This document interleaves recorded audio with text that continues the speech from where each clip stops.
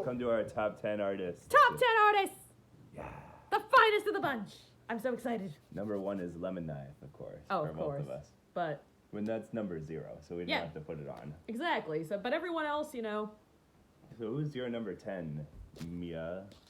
My number of the 10 Video? of the video rather than the band. Mia of the video. U2 is my number 10.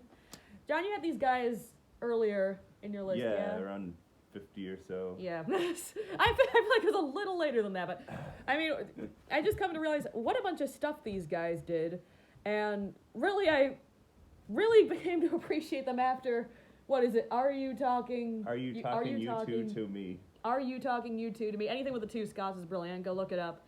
But just a lot of, I mean, what talented instrumentalists in every direction. I mean, Bono's fantastic distinctive vocals, and The Edge's, you know, really, really trippy, fantastic guitar, and just everything he does with the pedals, and Adam Clayton holding it down, and the bass, and Larry Mullen Jr. kind of going about with his drums, and just everyone comes together, and I feel like it's kind of become en vogue to bash them, but I don't think it's fair. Like, you know, especially Bono gets a lot of crap, and it's kind of... How dare he, like, do things to help people, Mia? I know, right? And, like, he is very talented. Like, the stuff is hard to sing. He's very smug, but he's very talented. He's smug in a... I think he's smug in a decently hearted direction, if that makes sense. Like, it's a superiority complex that comes from a good place. I don't know, but that's me. John, your top 10 band, definitely not from Ireland, yeah? No, definitely not from Ireland. Very contemporary of them, though. Yes. And this is R.E.M. And this is just a group, what an incredible discography. They've gone through some dramatic changes. They kind of started out as the quintessential, like, college rock. They got those amazing jangly guitars. They also had a period where they weren't writing good songs. Was one of their they had a period where they're much It's much called like Around the Sun. Yeah. Yeah, and then they made quite a comeback with kind of like Accelerate and Collapse into Now, their final 2 albums. Hopefully they'll be back at some point or do something like that. Change.org. I'm sure that's been done. I'm sure that's been done. And their 90s albums, they did a lot of different things. They were all great there. And yeah, just kind of definitely like a band that's like, I think most of my top 10 are bands where it's like these really extreme instrumental performances and things. This is not so much, but just like the whole is a lot greater than the sum of the parts. Like they're all just like really creative, making like really, you know, intricate, interesting music. Yeah, you're going to see a lot of a theme where there's a lot of bouncing around genres. This next one is probably the least case of that in my top 10. However, they definitely deserve a shout out from me, and Crosby, Stills, and Nash. Obviously, their vocal style and is... fuck Young. And, well, I separate the two because Young is coming, you understand. And I think his career is separate enough from Crosby, Stills, and Nash that he deserves his own entry as his own entity. But anyway, he's later. Crosby, Stills, and Nash, Spoilers. yeah. Well, you know, you are the one that brought this out of me, okay? So, yeah, Crosby, Stills, and Nash, unmatched vocal style, you know, great folk rock performers, had a lot of, I guess that kind of same smug superiority going to a decent place as Bono, but, like, not quite as in-your-face about it, but still very anti-war, war is bad, and yeah, like, them with Young, them without Young, they're, you know, very much doing a bunch of great things, and, you know, Stephen Still's a fantastic guitarist. I think he's super underrated. You know, and just everybody in the band has got, I mean, they all came from, you know, there's Buffalo Springfield and the Hollies and everything the Byrds, everything combines together, and now you've got these guys. So, I mean, they start off, they continue on. All right, you got to marry one of them, start a band with one of them, and be trapped with one of them on a desert island. Oh, who do you pick? Boy, wow. Okay. Wow, I don't really want to marry any of them. I guess the closest thing would be Nash. They'll be aged down to your age. I don't care. Closest thing might be Nash. He seems to have the most accessible personality. I don't know.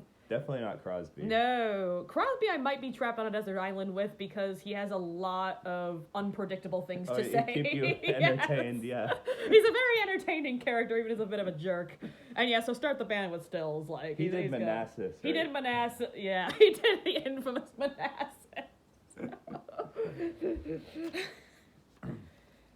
All right, my number 9 is, I think, and I guess depends how you define it, but maybe my highest like classic rock. No, not definitely not. Anyway, my number 9 is Blue Oyster Cult, and these guys are just kind of. I think one theme you'll see throughout my top 10 is a lot of the artists I like most are, and probably throughout the rest of the list, are artists that aren't like just writing like love songs or whatever. Like there are a lot of artists like that, but like Blue Oyster Cult, here's a band that writes about some interesting things. A lot of times they have Patti Smith write their lyrics, and they just, or various like horror, Poets. sci-fi authors, poets.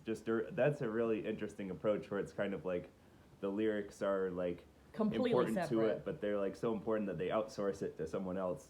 And just these guys are kings of riffs. They write just such fantastic, like riffy, hard rock music. They've been doing it for a long time. They've released a few great songs in several different decades, and yeah. I was that cliched person before meeting you, John, that was like, oh, Don't Fear the Reaper and Godzilla and Burning for You and one or two other things. Yeah, that's Blue Oyster Cult. I didn't even realize they did that one song in heavy metal until it was like, oh yeah, that's them too. Man, they did a rich bunch of work for sure. Yeah, and just kings of guitar. I think highly underrated, really. Like they should be more in the echelons of rock discographies, but as it is. No, the opposite of underrated is Mia's number 8. Yeah. Number 8 is Pink Floyd.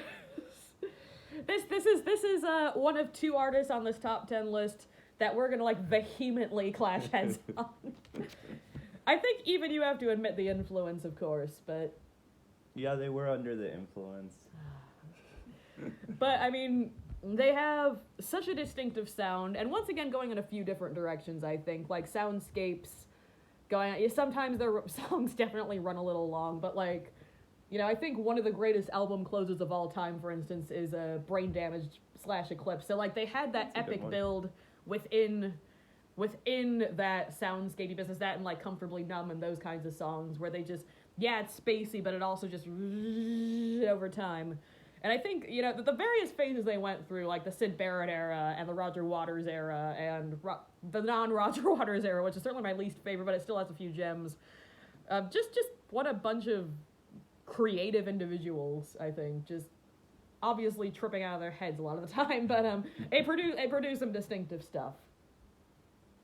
All right, my number 8 is another of the kings of live performance, and this is Mr. Frank Turner and/or his band, The Sleeping Souls. I think that's got to be and. I guess it can't be or, yeah. But anyway, he is getting the credit because he is certainly the main songwriter.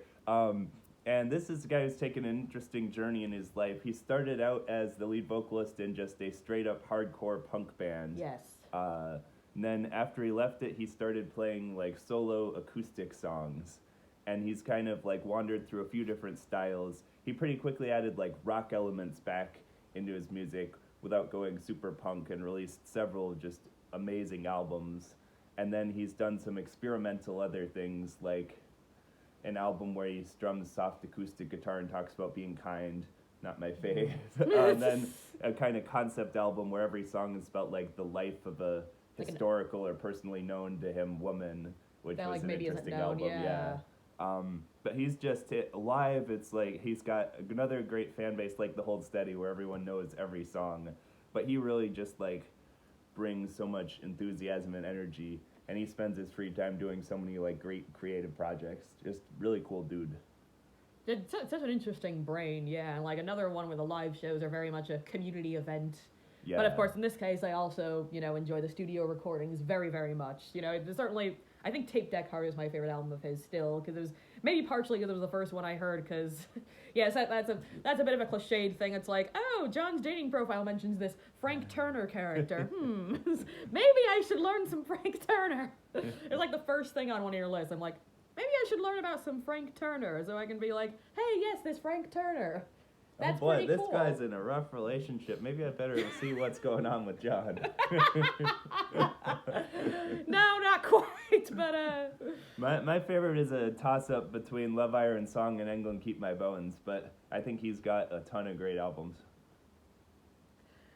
And now we go from underrated to extreme, probably properly rated, maybe slightly overrated, I don't know. Yes, folks, it's the Beatles. Good band.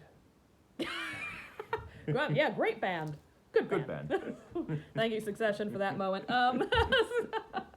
What a show. Go check it out if you haven't already. You probably have. Yes, some people are going to be like, why isn't this number one? What is your problem? Some people are going to be like, why is this on your list at all? There's not going to be an in-between. But obviously they're the ones that started it all in a great sense, right? Like, they just brought the British invasion over, and like other things started to follow. And then just throughout the career, just like, they were some of the first to push their music in that many different directions. There's a band that switched styles a lot. Oh, yes. While still being like, yeah, that's the Beatles. Maybe primarily due to their vocals, but like, wow, what a lot of... My favorite era of theirs is probably like that Rubber Soul era where they're like just in between like the super poppy stuff and like the super experimental psychedelic stuff that was to come.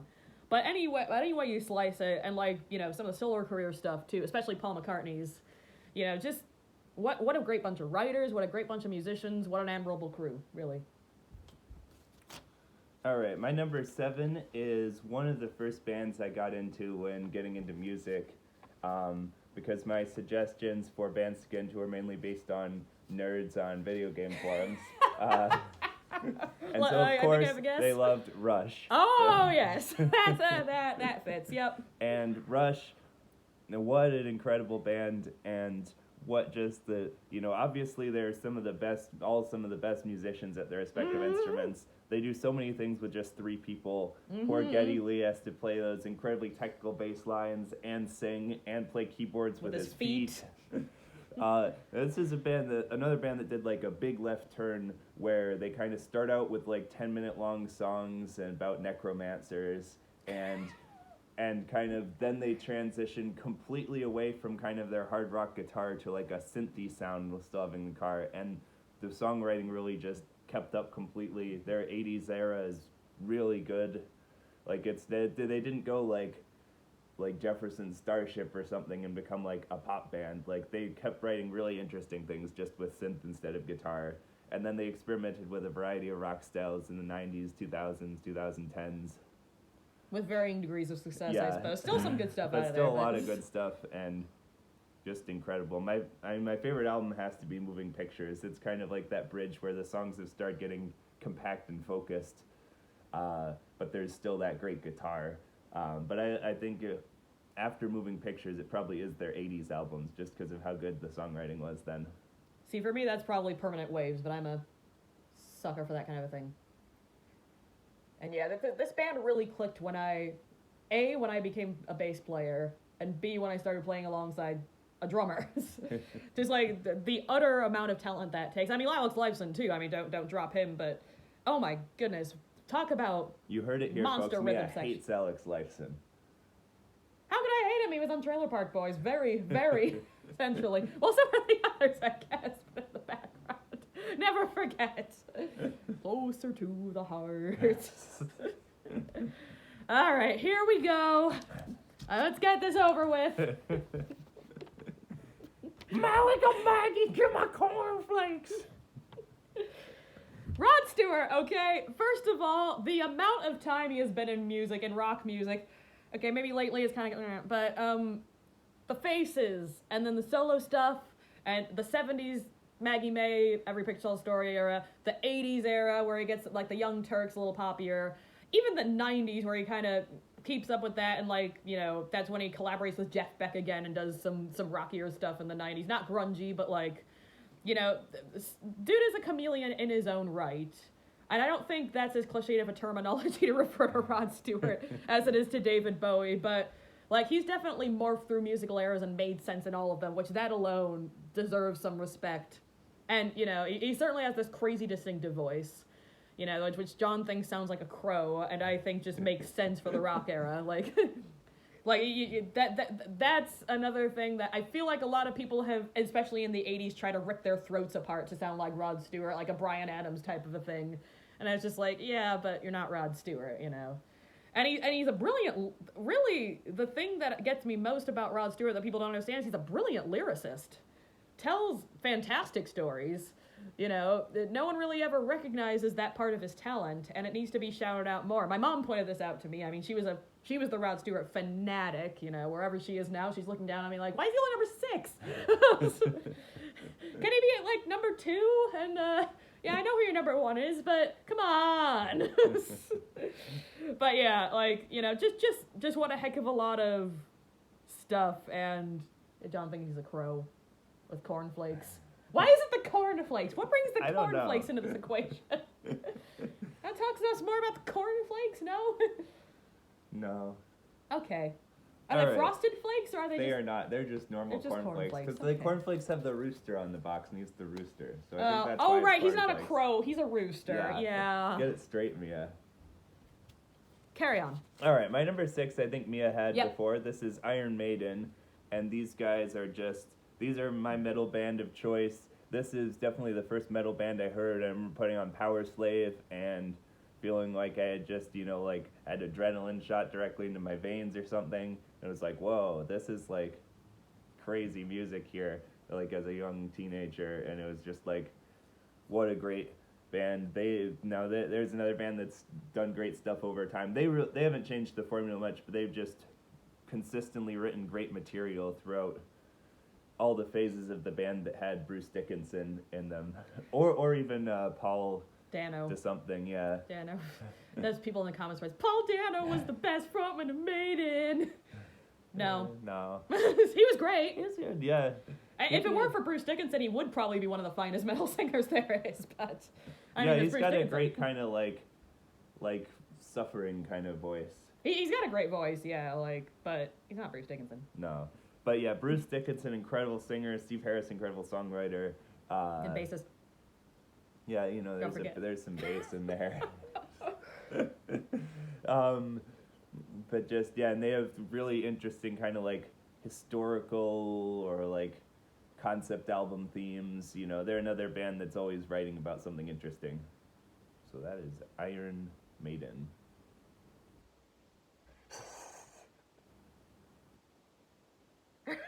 It's a great facial expression to go with it. We're so metal. All right. Not quite as much to get this over with, but another one that I think John likes a heck of a lot less than I do. But John has some Led Zeppelin songs on his playlist, so that puts him above Rod Stewart for sure. Yes. So Led Zeppelin. Yeah, I mean, for people bringing their own roles into a synergy that really just again started a whole bunch of stuff. Often looked to as kind of the proto-metal people. I'm not sure I think Black Sabbath were already in place when they were films, right? They were contemporaries, but I think Black Sabbath were a little later than Led Zeppelin, and so I think they've said that Zeppelin were an influence as well. So, but yeah, they're commonly referred to as proto-metal gods or whatever. But distinctive vocals, fantastic guitar riffs. I mean, I'm sure I would say Jimmy Page probably the finest straight riffer in rock. What a brain to crank out that stuff. And when I say straight riffer, I mean just riff, riff raff. Rather than my number 2 band has got a great guitarist as well with a lot of great rhythm material, but not quite as riffy, I don't think. So really, just Jimmy Page deserves that shout out, regardless of his age preferences. I know you're gonna bring. I wasn't going to bring it up. I was taking the high road. And then John Paul Jones, as John mentioned earlier, kind of a Mike Mills, right? That style of bassist where it's this dude does it all, and of course, went on to Them Crooked Vultures. Gotta salute it. So. And I think also produced some things for my number 10 REM. Oh yes, that's right. Yeah, there's a dude for you. And then there's Bonham. He's certainly a very, very solid sound, and I know John doesn't really hold him as high of standards, and I know. I mean, he's a great drummer. I don't know if I'd call him a number one. Trolled, yeah. Do you know how often we're gonna already get trolled for various choices? I've got number 3 coming, so I'm gonna get shot. Somebody's gonna get shot. I can shoot you if you want, yeah. No, that'll be taken care of later. Oh, okay. So yeah, that's Zeppelin. All right, my number 5 is a band with better riffs. Better riffs. This has already been on Mia's list. this is Queens of the Stone Age. I will give you Josh Homme as like the Jimmy Page of our time. Yeah, the Jimmy Page of our time. Well, I can't even say better behaved, can I? Not lately, no. Not really ever. No. But amazing. No. If I can, I'll count them Crooked Vultures as the same band as well. Fair enough. But these guys are just the kings of this big, stomping guitar sound with so many great riffs. Like, no one knows. There's like a song that lives forever. Like, that song is just one of the most perfect rock So songs. perfect all the way through. Song for the Dead, my favorite song ever to drum. Like, what That's incredible. Growly. That's Growly on drums on that one. Do you think he likes being called Growly? That's page 1 of his memoir. Call me Growly. It is not, is it? I'm No. gonna go look at it over there in a moment. Please, call me Growly. Is it like Just call me don't call Ishmael? me late for dinner. Yep. That is something Dave Grohl would say. Yeah, Call he me would Growly. say that. Don't Yeah, and then call he would me like late for point dinner. at the camera. Just Call don't me call me late Growly, for call dinner. me DG, call me the Davemeister. Just don't call me late for dinner. That's something he did. That's like the beginning of the Dave Grohl documentary. Yeah. A man. That's the trailer. Okay. But anyway, Quatsa, great songs, great guitar, great force of nature, great live, great. And I certainly want to mention both bassists, both prominent bassists, fantastic bassists. Nick Oliveri and Michael Schumann. Oh yeah, Fabulous. Nick Oliveri also brings their delightful Yeah. early things into just pure like assault drone status, Assault drone. smashing through your window. Ah, that synergy isn't there, John. They're 1 entry later. Yeah, but we were talking about Neil Young earlier. Yep, here's Neil Young. And I do think he exists as very much a separate entity because not only was he part of that band, he's a songwriter of songwriters. Just stretches it all out and writes about a lot of different things, writes acoustically, writes electrically, been around for decades and decades and decades. I think, like, you know, Campaigner, really underrated song. Your version of Crime of the City that you mentioned, really underrated song. Also some really overrated songs like Heart of Gold. I mean, this guy's everywhere. So you can't not give him a nod, at least to me. Fetus Mia's favorite artist, right? Yes. According to lore, so my mom would put on Neil Young, and I would stop kicking. So there we go. The very first favorite band ever to exist for me, not band, artist. That's it. Like, they had the Decade compilation, and yep, that did it. Thanks for the reminder. All right, my number 4 surprised me with how high I put them. And probably will not surprise really. me as well. Maybe it won't surprise me. This is Midnight Oil, and so we just got a lot of Australian fans. But no, these guys are just like much like REM or U2, very like dedicated political people. I'm probably the only one of these where a member has gone on to be like a member of a cabinet of like the cabinet of a party.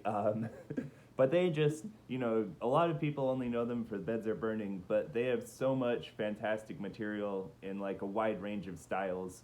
Even the album like Power and the Passion, their second biggest hit, like the album that's on is just a masterpiece start to finish, and no 2 songs on that album sound alike. Like, Peter Garrett has such like a strange voice, and he uses it in so many like great strange ways. Except on that first album. Yeah, maybe not the very first album, but everything they put out in the 80s is just like loaded with these great songs in all these different varieties. Like Progress and Power and the Passion are probably my top 2, and those could not be more different from each other. Like, Progress is kind of like stripped down, just like rocking guitar, great riff, like straight at you and ranting, and then Power and the Passion is like incredibly 80s with like a steel drum solo and like all these just like synth beats, but it's just like incredibly like funky and catchy while still having kind of that like passion lyrically. And Power and passion lyrically. Power and passion lyrically, no less. Is that you? Yes. Okay. And now stay tuned for our next video with half an hour of our top 3 artists. No, I'm going to make this as quick as I can. So we are now at the last band that doesn't that where the top two bands are like bands that I judge other bands by the standards of. We are now at the last band that is kind of a knockoff of one of the bands, but they're very much their own thing. So here they are, the finest Queen knockoffs that ever lived. The Drones, I mean Muse. Thing number one that delights me, totally not the serious people I was expecting to find once again. Like, I was expecting to see, like, 5 super serious people with, like, pitch black hair and eyeliner. And I'm just like, first of all, it's 3 people. Second of all, it's like... says future is drones. Future is drones. that probably is going to show up as a stage piece. But instead I find, first of all, 3 people. Second of all, like 2 dorks and their babysitter. It's like Matt, Dom, and Chris babysitting.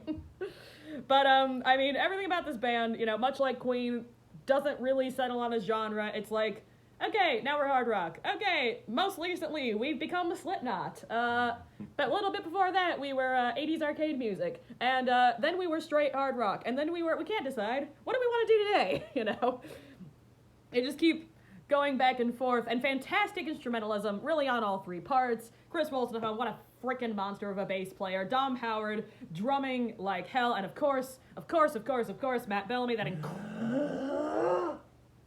incredible breathing voice, and great riff in his own right. Not quite to Hummy standards, but holy smokes, this band can riff still. So, yeah, Muse. All right, my number 3 is the first band I ever bought a CD of. This is the Talking Heads, and these are, you know, obviously living legends. David Byrne, incredible. Everything about them, they're just complete pioneers in like merging so many kind of like funk and like different like African beat elements with their kind of like previously just like straight like twitchy guitar punk kind of new wave. And another band where just like lyrically so interesting, so strange, you know. Kid John was like, ooh, there's a song about burning down the house, about a psycho killer. I gotta get this album. And that started it all. Yep. What's your number 2? All right. Yep. We are now getting to the bands where other bands have knocked off, such as the Kinks, such as the Jam. They all really started with the Who right here. And the Who, I don't necessarily say one-dimensional, but certainly less so than my number 1. Obviously, you know, starts off with one of the original sort of, you know, super punk anthems with My Generation. Goes on to do Tommy and Quadrophenia, these epic sprawling rock operas. Now here is a band where every single member is a genius at what they do. Pete Townsend, unbelievable songwriter, great guitarist, my biggest influence on guitar, if not my favorite. Roger Daltrey's very distinctive voice, apparently sounds like an eagle. John Entwistle, bass hero, my absolute idol, and Keith Moon, of course. What else do I have to say? We got 2 minutes left. My number 2 is someone who needs no introduction, is Bruce Springsteen.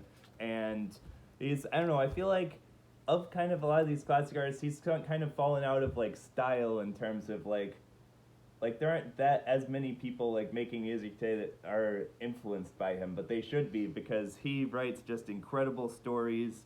You know, his music goes beyond the image of like, oh yeah, he's a guy, you know, writing about driving around on his motorcycle and working hard. Like he has so many great lyrics. He's always, you know, he's always fighting for progress. He's always just, he's done, there's someone else who's done different styles in so many different things, like Born to Run, perfect album, Born in the USA, perfect album, very different album, just so many things.